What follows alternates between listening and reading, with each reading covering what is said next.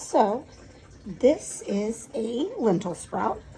You see it's got one main tapper. You can see it is starting to kind of branch off right there. But that one main tapper just so that it can go deeper in the soil, which actually can help break up some soils at some times.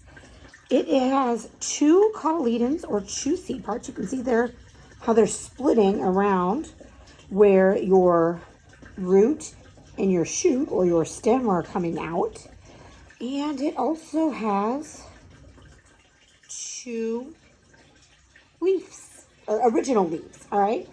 Now then, sometimes when you do this with beans, the cotyledons actually go up the shoot originally with the leaves, and they open them up there. This is a lentil, and they kind of just, they come out this way, and the cotyledons or the original seed just kind of stays down by the soil. Like I said, they do start to branch out a little bit, but not like grasses.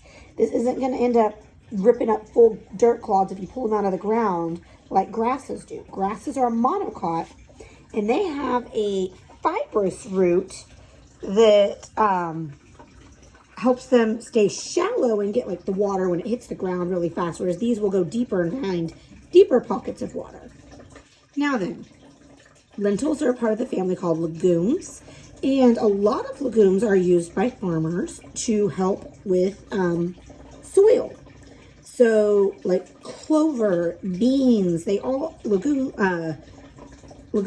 all these different plants, peas, lentils, they will put nitrogen back into the soil. They're called nitrogen fixing, and they can help restore damage to soil.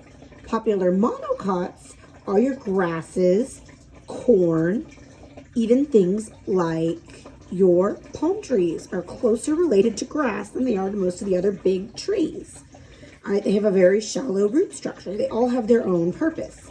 Now, there are trees and plants that don't fit into either of these categories because these are the flowering pot plants, the angiosperms, the monocots and dicots. Monocots have one seed part and one little leaf when they sprout.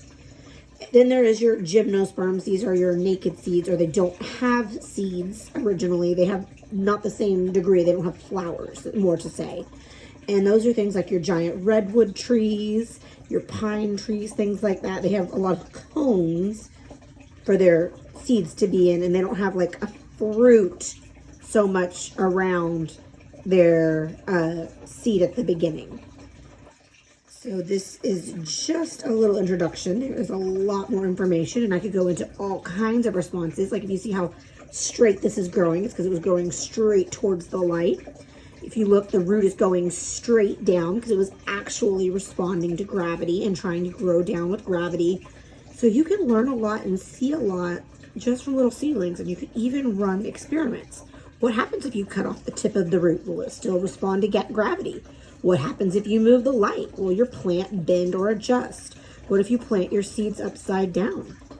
I challenge you to do these things with your small kids or even your high school kids. You'd be surprised what they can learn from these different activities. But my small kids that are just so interested in the world, they love this stuff. So I highly suggest letting them experiment. Little seedlings are an easy way to do that. Give me your observations and your ideas. How do you help your kids out? Give me some comments below.